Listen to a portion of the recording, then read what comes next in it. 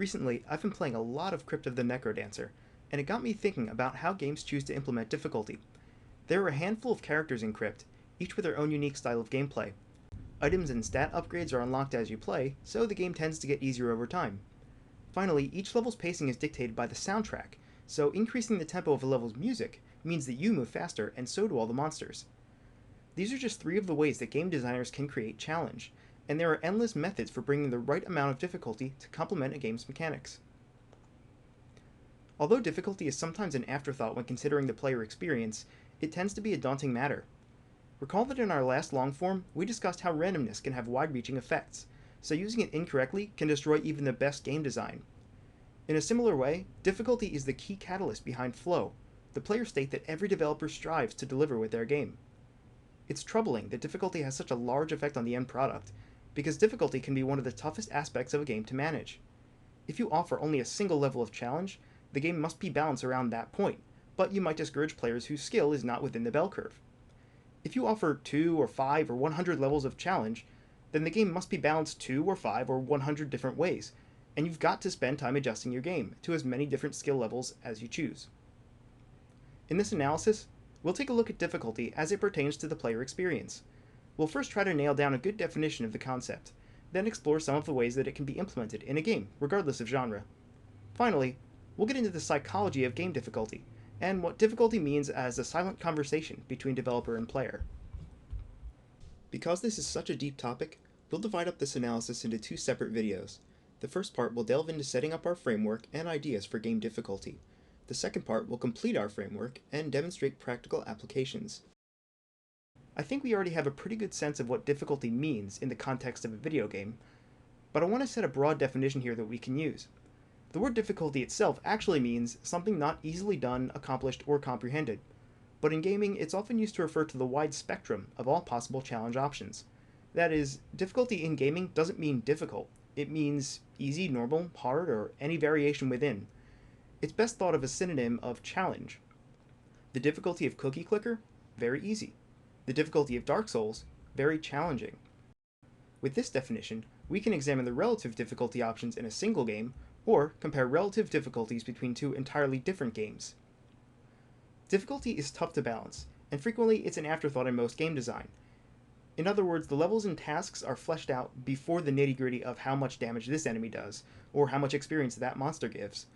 Difficulty can be as volatile as a bomb, because poor difficulty balance can easily destroy a beautiful game and undermine all of your hard work.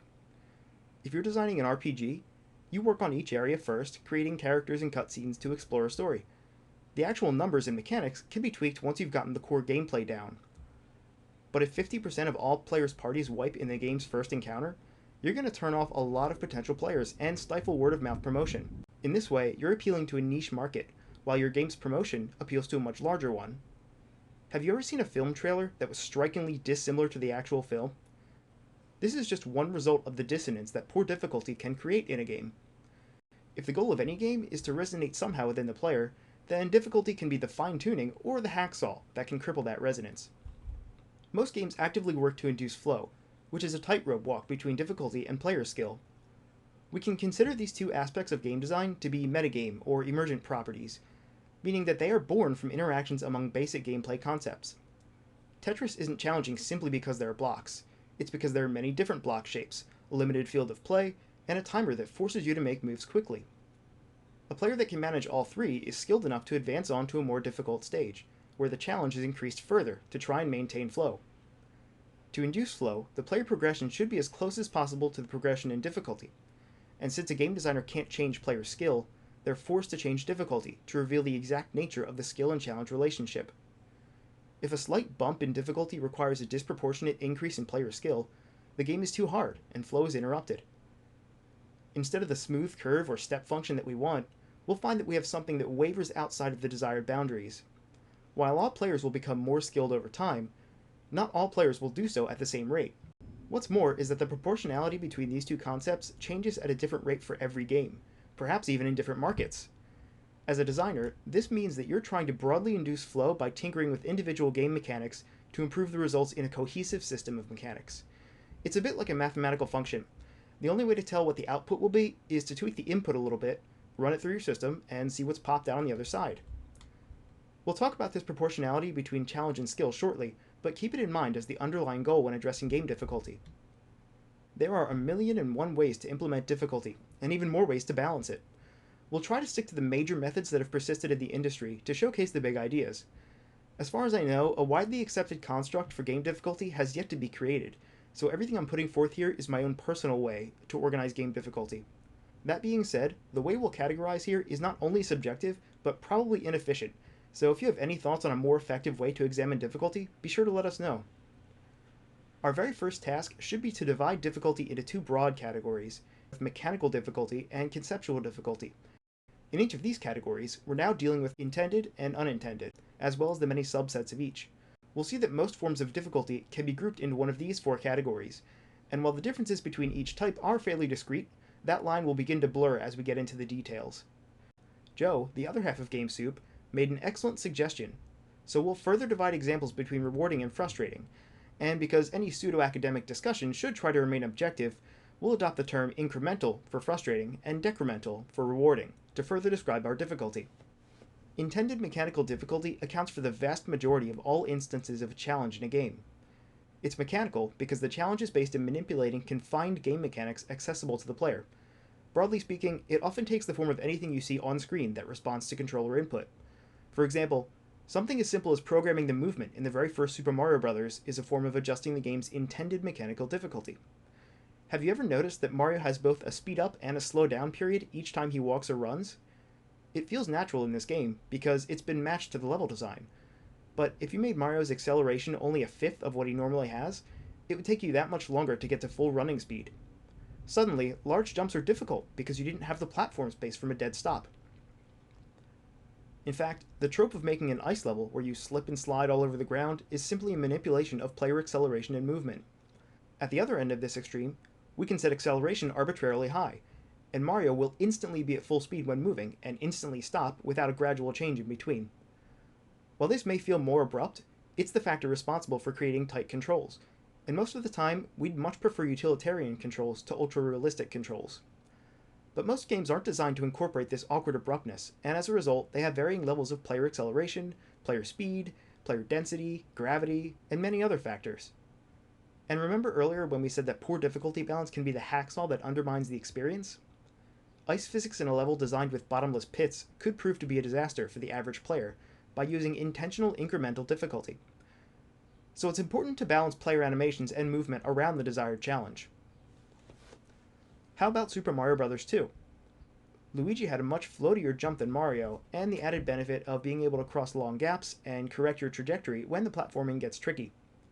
A change as simple as adjusting the game's gravity can massively decrement the mechanical challenge of the platforming, giving you more time to react. This exemplifies the unique character gameplay styles that we mentioned above regarding Crypt of the Necrodancer, and this method is an industry staple in many RPGs and action games. Modifying game physics is the basis for most 2D fighting titles. In Smash Bros., it's what makes Bowser a big, slow fighter, but Pit a fast, floaty one. Consider the difficulty of Flappy Bird. The real fight here is actually against the gravity that's programmed into the game, which is nothing more than a single value that can be easily tweaked by a developer. Of course, gravity is usually just another form of acceleration, just in the up and down directions. If the blocks in Angry Birds had the density of a black hole, you'd have a real tough time trying to knock them down by shooting an animal out of a cannon. This all ties back to how individual characters are programmed to mimic reality, at least in part. We notice if acceleration is way off, and we notice if our character stops instantly from a full run. Player movement itself can lead to unique implementations of difficulty.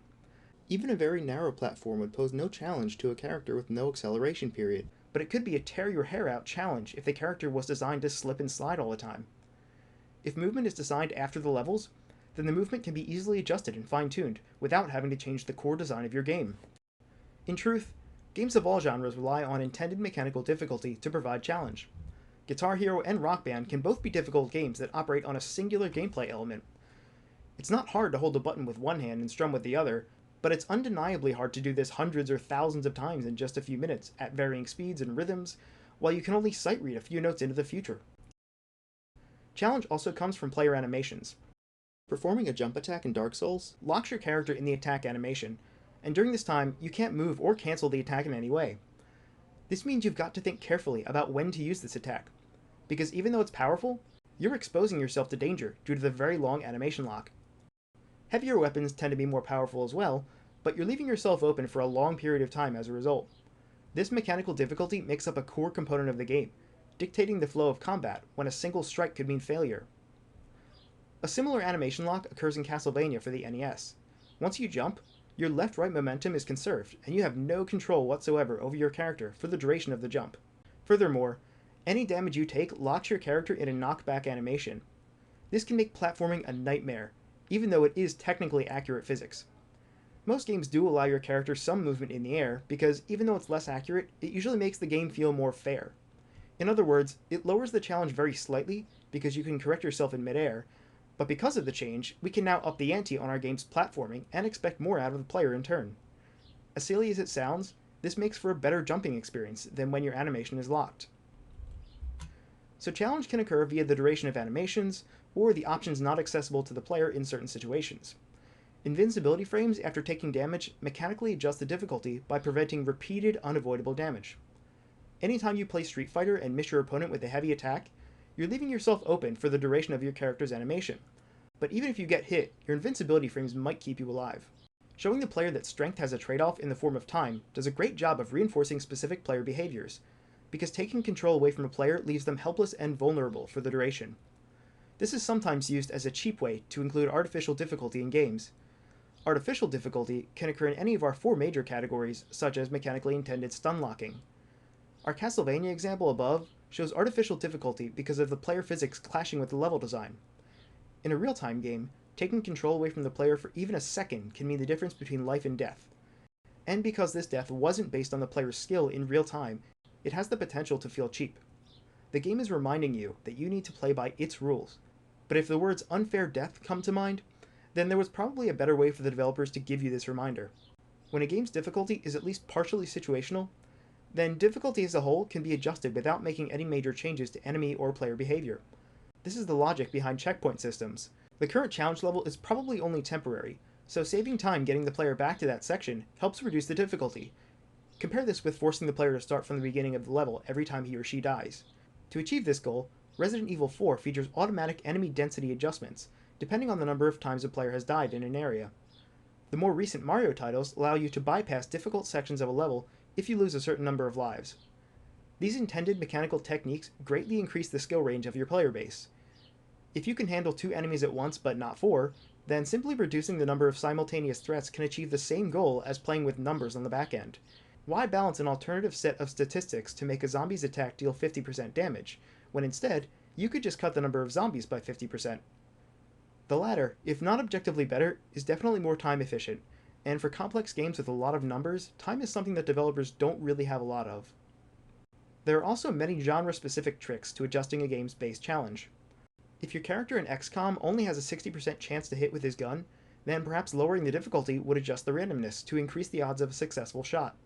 Games with roguelike elements sometimes forgo difficulty toggling and instead provide long-term upgrades that carry over to each restart, like Rogue Legacy. If your 2D platformer has certain levels that feature an automatically scrolling camera, then the speed of that scrolling camera is a form of difficulty itself, and it's independent of enemy AI or player animation. The faster the scroll, the harder the level is to complete. RPGs frequently use a leveling system that's just a numbers game, and if you overlevel your characters, the game will become easy. But if an RPG nearly requires the player to grind for hours between each story arc, it's prolonging the game experience by inflating difficulty. Since the leveling mechanic is built into both playable characters and enemies, developers are free to adjust enemy difficulty by changing their strength, speed, defense, or any other property. The player's skill during random battle would ideally be the most important factor in victory, but even the most skilled player can't win against a boss that's 90 levels higher than they are. I'm not implying the developers who do this are lazy by any means. They've chosen this method to implement difficulty, and whether it's a good or bad choice depends solely on the context of the individual game. Unintended mechanical difficulty can sometimes show itself through unbalanced abilities. These might warrant a buff or a nerf.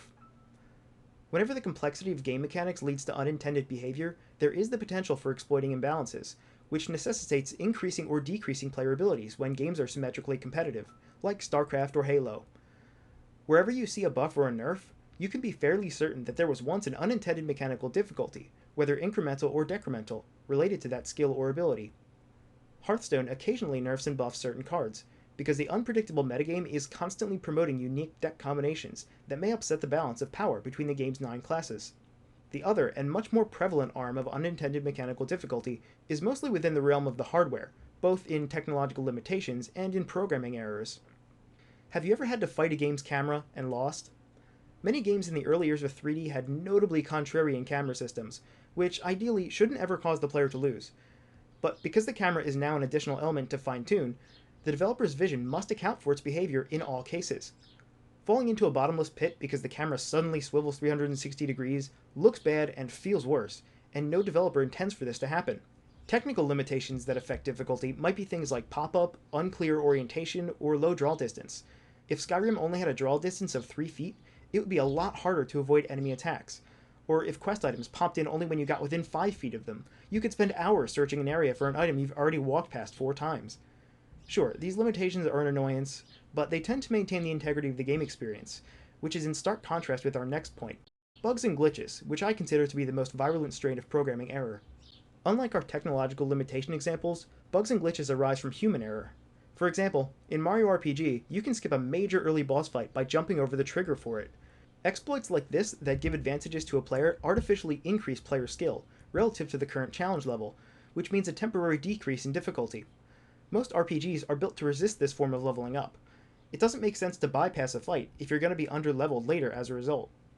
Any game with a reproducible mechanical bug has the potential for its difficulty to be unintentionally altered. Every game, whether a weekend project or a AAA masterpiece, will have bugs and glitches. Sometimes they can totally break the game experience and make it unbeatable. Bubble Bobble Revolution for the DS had 100 levels, but the boss of level 30 didn't spawn, meaning that anyone who bought a copy was stuck at that point. Other times, bugs and glitches allow you to skip whole chunks of a game and get a faster completion time, making those games popular for speedrunning. In Super Mario 64, you can start a new file, fight Bowser, and see the end credits in under 10 minutes, if you use a glitch called the backwards long jump glitch. Many Metroidvania titles are speedrun favorites because of sequence breaking, using glitches to bypass the intended player progression, leading to incredibly fast completion. To relate all this back to Crypt of the Necrodancer, we can see that there are still difficulty methods that have yet to be fully explored. Easy, medium, and hard mode are replaced with a static level difficulty, but dynamic character difficulty. Playing as a different character is the main way the player chooses a difficulty setting. But what about increasing the tempo of levels' music?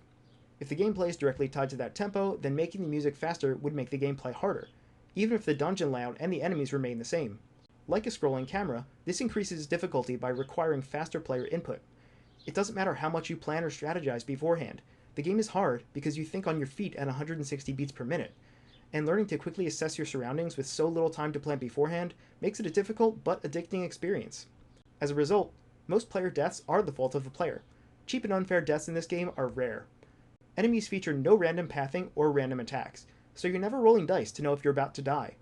A skeleton that's 2 steps away from you will always jump 1 space towards you if possible, and if it kills you, it's because you moved into a converging tile. We're getting into the topic of fairness here, so to stay on track, we'll save the majority of that discussion for later on. We've now covered our first major category, mechanical difficulty. The other fork, conceptual difficulty, will have to wait until part 2.